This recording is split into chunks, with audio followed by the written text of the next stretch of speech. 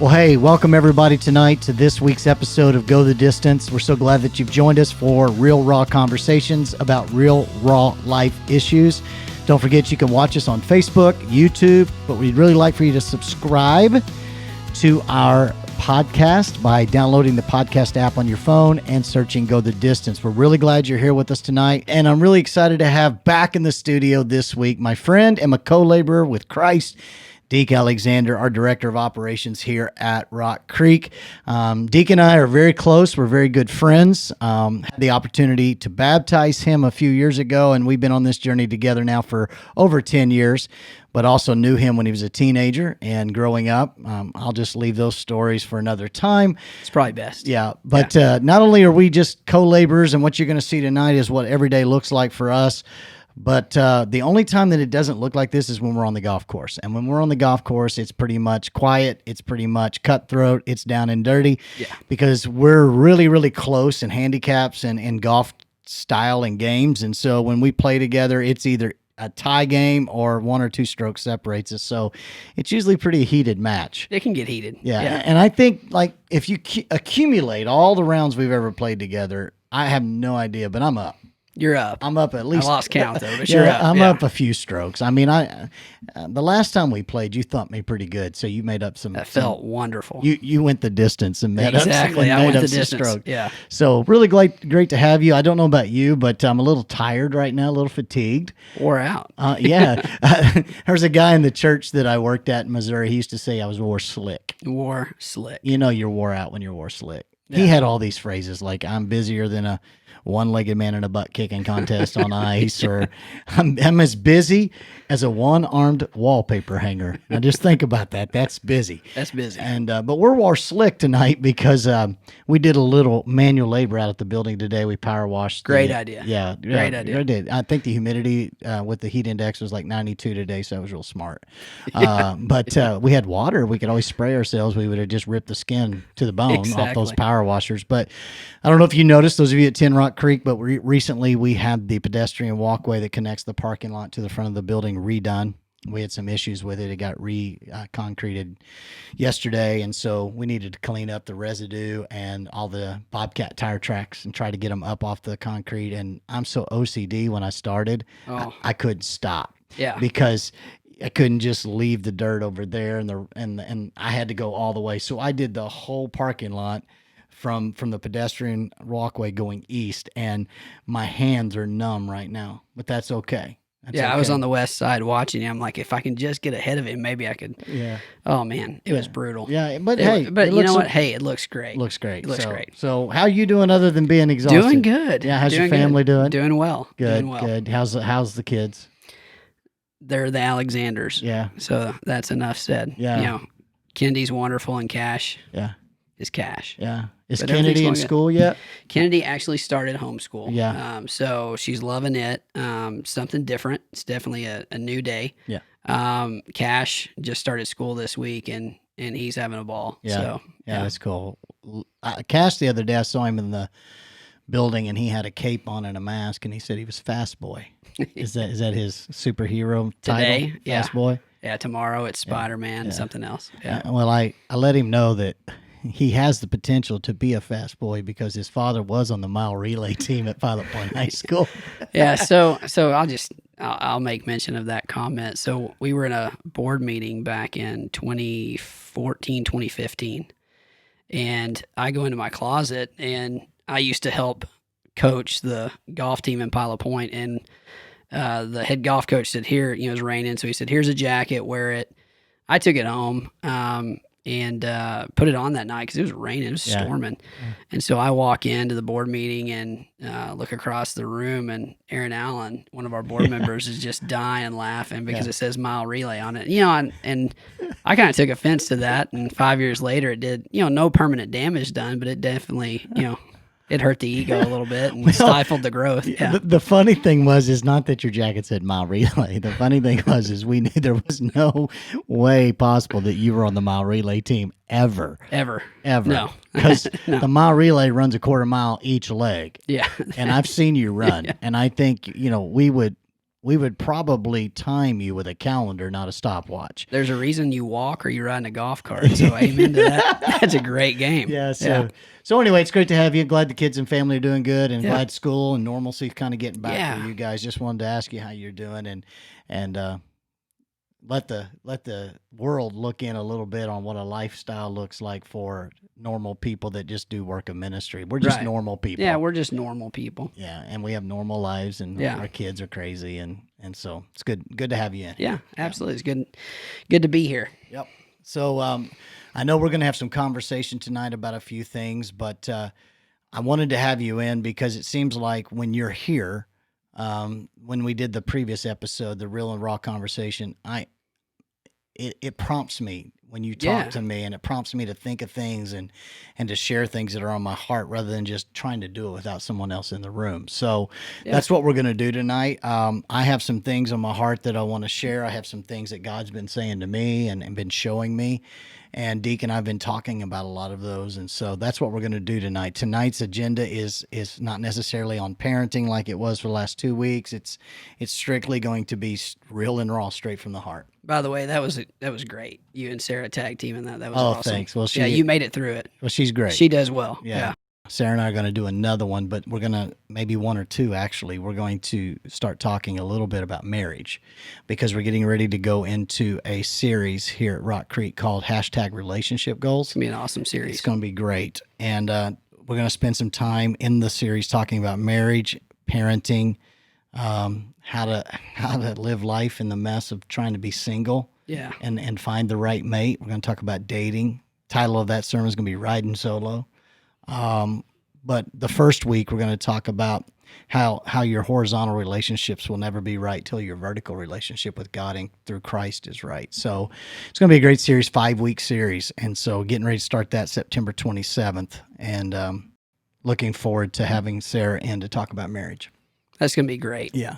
She does good. Yeah, she does good. She did a great job. Yeah. So one of the things we were talking about, just kind of talking through a list of things that have been going on lately, but I wanted to kind of backtrack and just ask you, maybe give some insight into how this developed and how, the whole Go the Distance podcast developed. Well, yeah. So, COVID could have been approached in one or two ways. Mm-hmm. There are ministers and there are friends of mine. There are people that I know that let COVID get the best of them. And they looked at it as if not only was it a negative thing, but they also looked at it as a permanent vacation.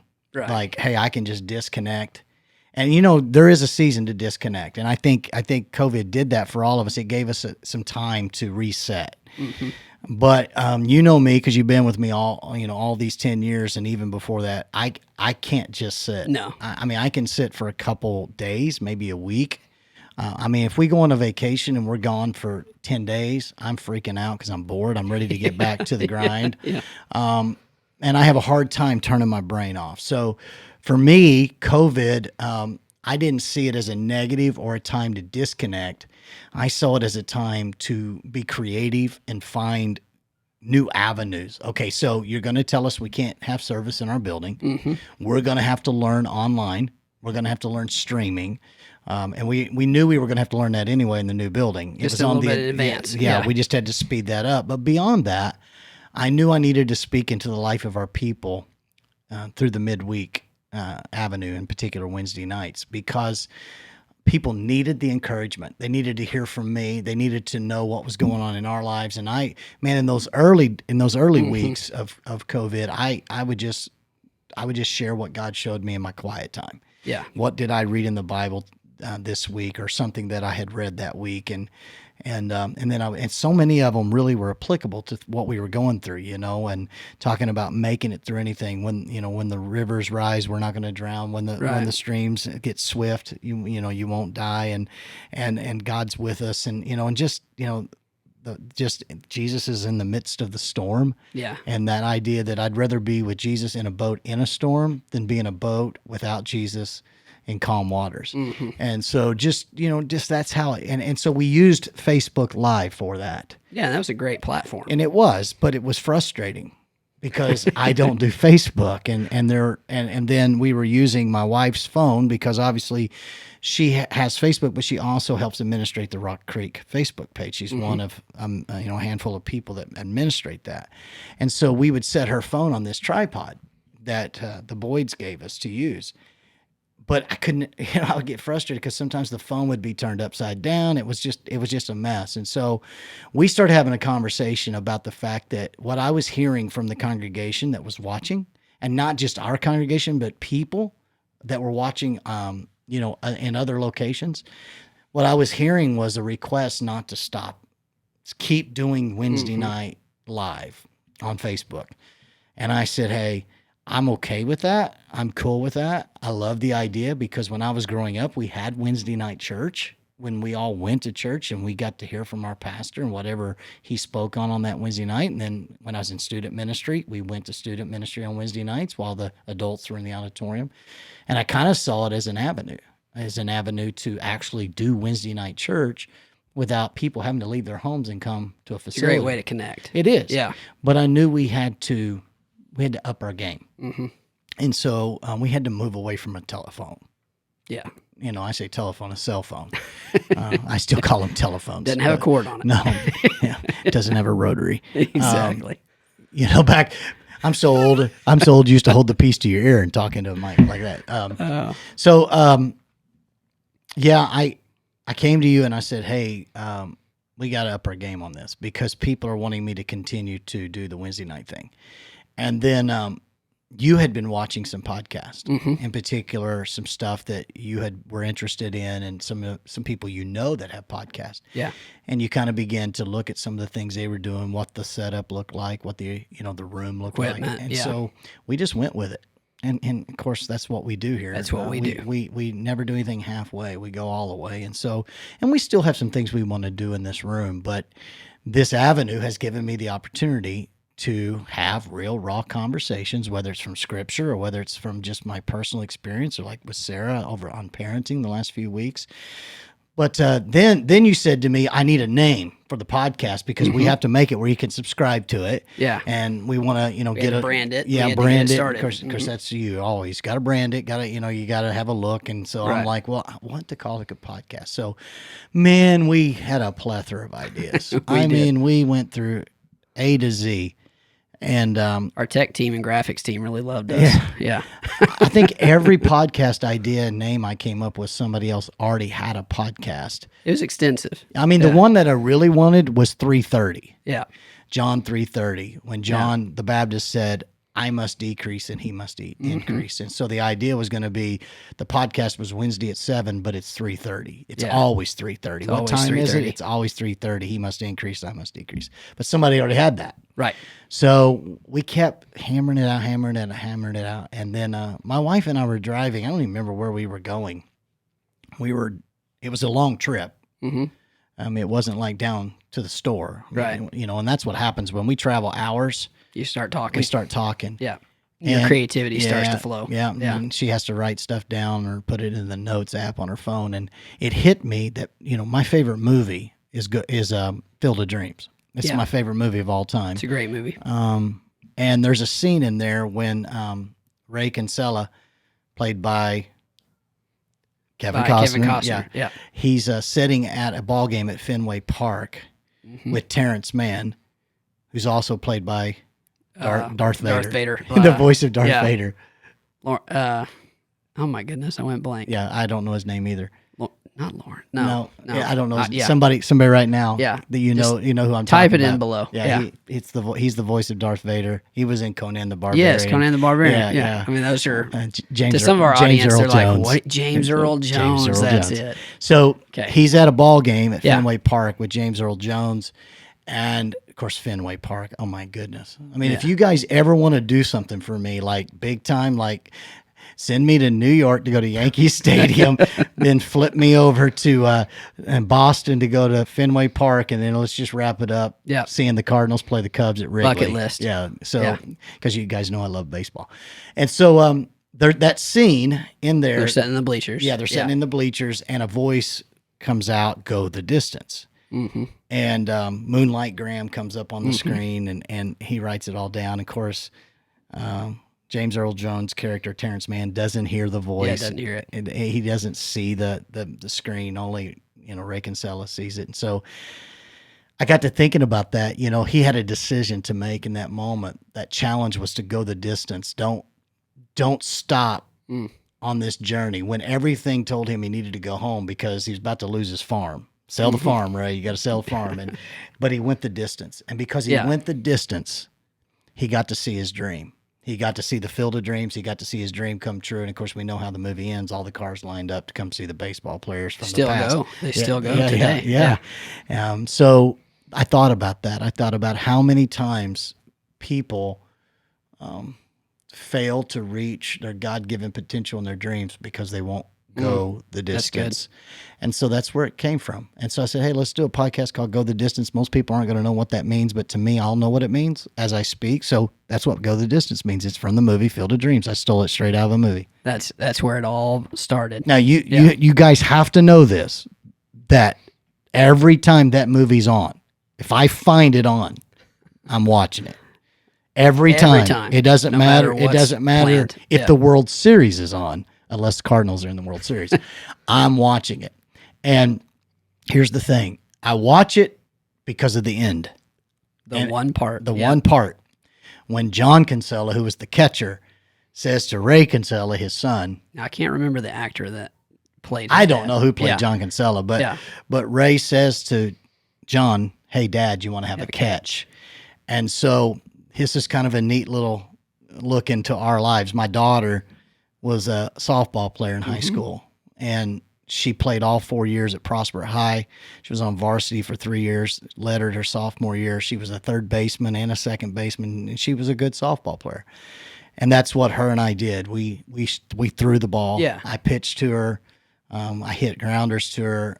And so Sarah and I had this conversation a long time ago, and Haley and I talked about it, and she agreed to it. So someday when Haley gets married, whenever that day comes, the dad and the daughter usually have a dance. Right. So we're not going to have a dance. We're going to have a catch. That's cool. So we're going to bring ball gloves and a softball to her wedding, and we're going to have a catch rather than a dance because this guy can't dance. So. But you can throw a softball. That's right. So that's. I mean, and just so you know, I weep every time.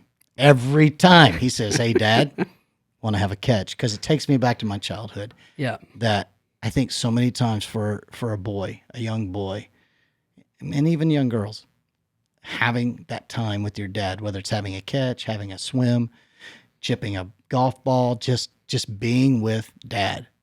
And I just weep. It just breaks my heart every time. That's packed full of sermon material. Yeah. So that's where it comes from. Yeah. So there you go. Go the distance. Well, go the distance. I knew he was going to do that. But yeah, it's been great from the viewer side. And I know that it's been an awesome platform to help you communicate and encourage and speak into the lives, but also from the viewer side. I mean, all of you that are watching right now, we're getting so much from it, and we're hearing so much from each one of you, whether it's an email to info@rockcreektx.church saying, hey, that inspired me. Hey, that's what I needed midweek. Whether you're, commenting and posting below, whether you're liking or sharing or subscribing like we asked you to at first, it spreads that message of hope. It spreads that message of what God is doing in and through you, and also through the people that you have on here. And so it's great. Let me just say, I couldn't have done this when I was 25, 26. I was 23 when I went into ministry full time. I was 2 years removed from being away from the Lord, doing my own thing, doing the 21-year-old thing. Yeah. And so, I had that defining moment that I preached about a few weeks ago when I had that confrontation with that pastor. And when a defining moment comes along, you either define the moment or the moment defines you. Tin Cup. You've got that shot, boss. It's a hooded 4-iron. Yeah. Start off low. Yeah. So, I got the movie quotes from Golf and again, Kevin Costner. Exactly. Yeah. But I think what you're seeing in this, and what I think is really connecting to people, and again, this is all the Lord, because it's just years of experience. You have to. You can tell people you've done some things. You can tell people you are something. You can tell people you've been a part of things. Yeah. And you can tell them that. But in the back of their mind, they want to say, okay, prove that you've done that. Show me that you've done that. And so, when you're 25 and you're 2 years in vocational ministry, you don't have a lot of trophies in the trophy case. Not a lot of tread on the tire. No. Yeah. And you got a lot of tread. You got a lot of tread. Yeah, it's not worn down yet. And, you haven't traveled a lot of miles. Yeah. You haven't experienced the real and the raw of life that they don't teach you about in Bible college or seminary. That's not in a textbook, because you're dealing with the lives of people, and you you're going to experience some things in your own lives. And so that's all this is coming out of, is just the fact that I'm now on the other side of some things. I'm 50, and there's 25 plus years of vocational experience. And I could tell you stories about some of the craziest things I've seen people do. I've heard this, well, people are just sinners and they're lost. Yeah, but I've seen some creative ways that people have gotten lost in the last 25 years. And but you know what? I've never condemned them. I've never showed them condemnation. I've spoke truth, but I've showed them love. And I've won some, and some I've not. And some I've won them for a season, and some have left. People come, people go. And if I'm getting my props, and all of my self-esteem comes from what people are saying about me and how many butts are in chairs on Sundays, I'm going to be up and down, and down. I'm never going to be in a place of just security with my God, because I know that I'm when I stand up on Sunday morning, I'm praying that people are receiving something. But I'm also praying that my Father in heaven is proud of me, and He's looking down, smiling, and saying, "That's my boy." It's that audience of one. That's right. Yeah. And so, in the early years, I didn't understand that. I was working so hard to get everybody's approval and win their approval. And if they left, I'd chase them. Why did you leave? Why'd you leave? And I've just learned that there's too many people out there that need the message of hope to be chasing people that you're never going to please anyway. I remember you used to say, we go through it so we can grow through it. And I think that's a reflection of what, we get from you in this environment. And even, people you have on the show is, what have you gone through? What have you experienced? And that's what you challenge each and every one of us to do each and every week is, in a way, you're telling your story too. Sure. Through it. Sure. And so that's the best thing we have. Leaving some of the details out. Yeah. But that's the best thing we have is what has God done in and through our lives. Well, yeah, I grew up thinking pastors were perfect, that they had halos around their heads and that they mowed their yard in a 3-piece suit and they never liked to water ski or go to the lake, and God forbid they ever took their shirt off and jumped in a pool. Yeah. But also keep in mind, I grew up in a teaching, in a lifestyle, in a church model as a teenager where we couldn't wear shorts at youth camp and we couldn't swim with the opposite sex. In groups. It was a different day. Yeah, and we couldn't, like if we went to a water park, we couldn't wear a bathing suit. We had to wear long pants, and everybody looked at us like, who's the crazy cultish people, But that's what I grew up in. And so what that leads to is you tend to hide things when you don't want anybody to know that you're less than perfect. Right. And so you tend to suppress things and you hide them. And then eventually, whatever is hidden will come out. Whatever's in the dark will eventually come to the light. And what you find is everybody's jacked up. Everybody's messed up. That's why God sent Christ, is because he knew we would never be able to accomplish it on our own. And so, as I said a few weeks ago, we want to be a church. We want to be a church of people that love messed up people because we're messed up. We don't want to be a religious organization that proclaims that we love God but dislike messed up people. Yeah. And so I have just always found the approach of grace with truth is the best approach. And again, what I share in here is not always right. It's not always the best, but it's what I've experienced. Right. And everybody's got their own journey. and everybody's got to find that journey with Christ. And listen, I'm not giving you a license to be carnal or worldly. I'm not. Right. We're called to be holy, Mm-hmm. but I also know that we live in a world where we're going to fall down. We're going to mess up. And guess who else knows that? God knows that. Mm-hmm. That's why he sent Christ, because he knew we would mess up. Read the Bible. The pages of the Bible are filled, other than Christ and God our Father and the Holy Spirit, it is filled with ordinary people who made ordinary mistakes. They're messes. They're messes. And through which God did extraordinary things. Unbelievable. Yeah, Unbelievable. Paul's a murderer before he's the Apostle Paul. Mm-hmm. David's an adulterer, but yet he's a man after God's own heart. Peter's a denier, yet he preaches on the day of Pentecost.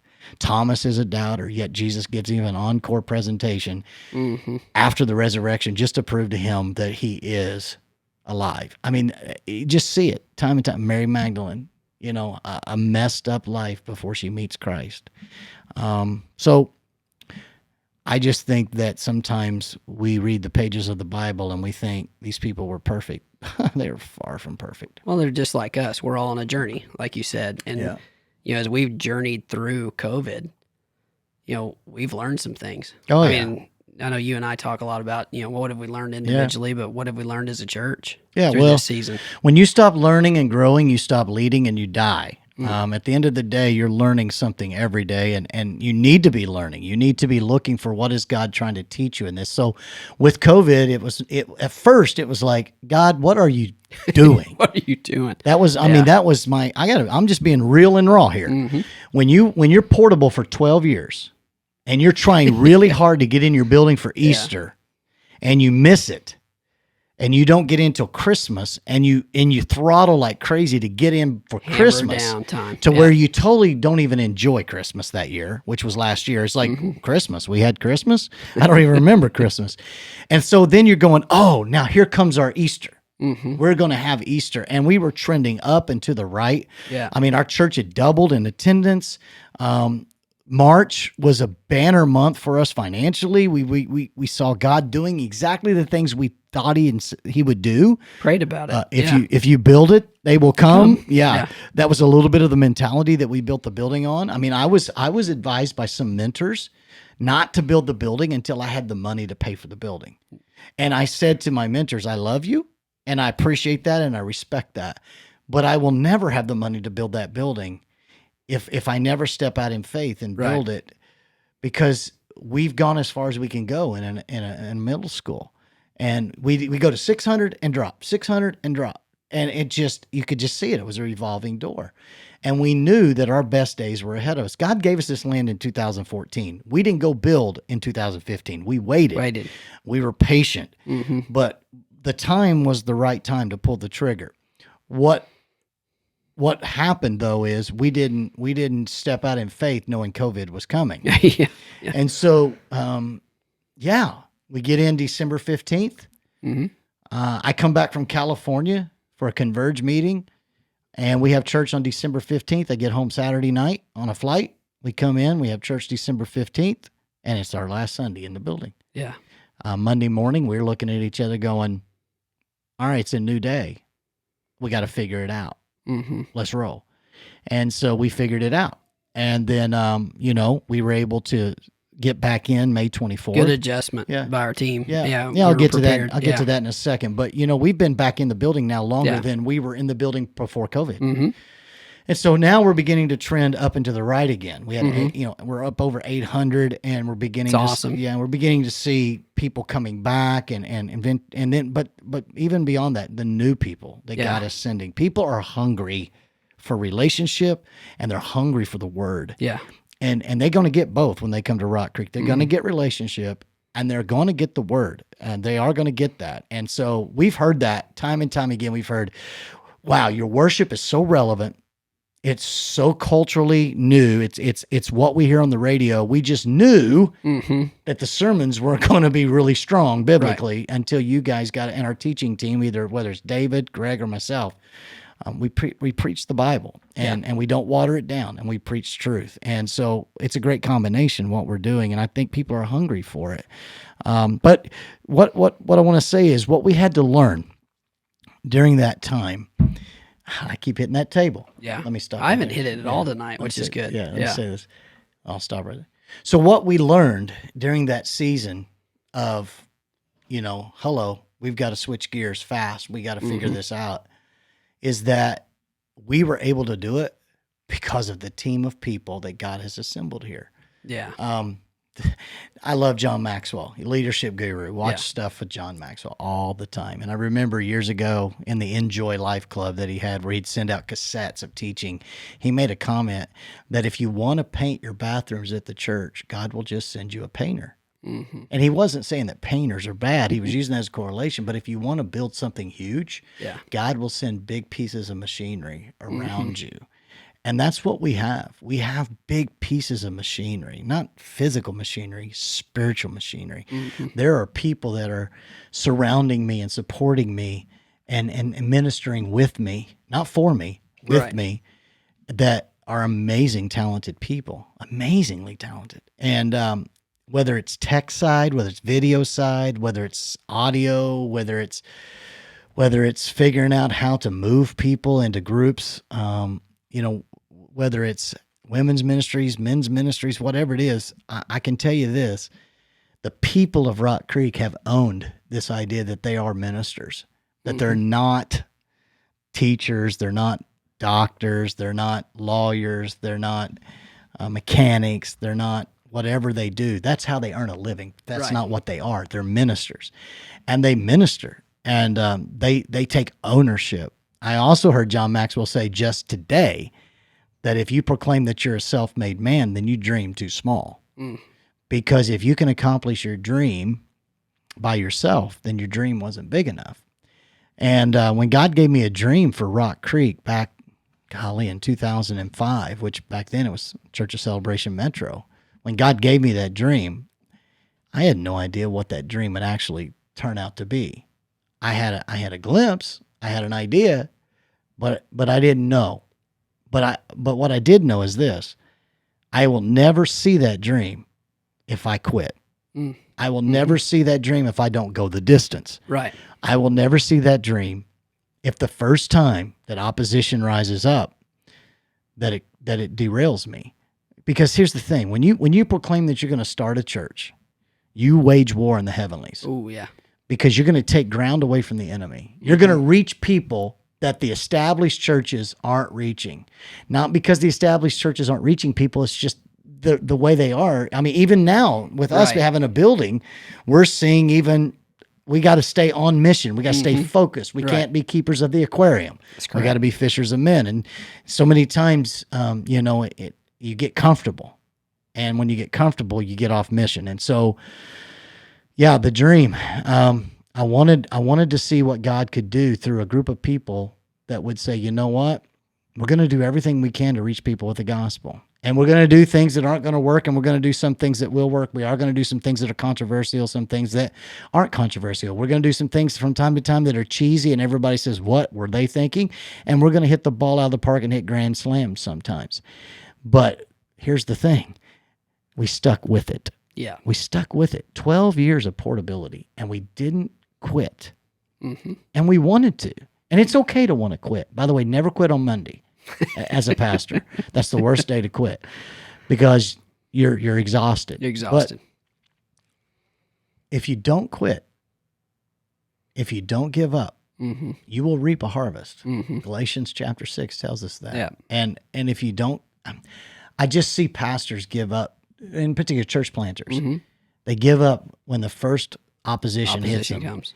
And the ones that make it, the ones that truly get on the other side of that fifth year, are the ones who said, you know what, come hell or high water, whatever the devil throws at us, we're not quitting. And devil, you can go back where you came from.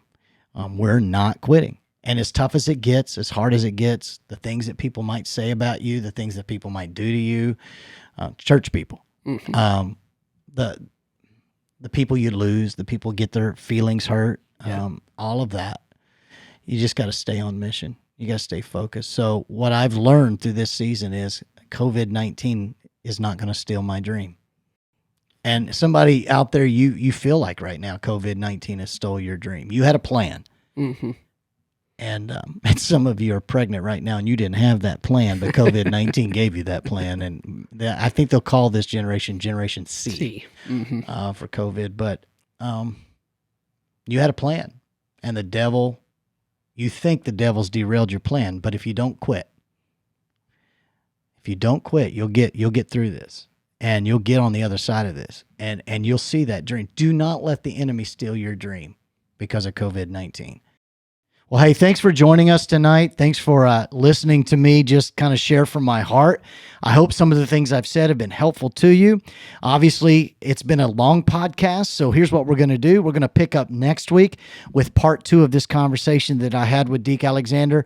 Can't wait for you to join us next week. God bless.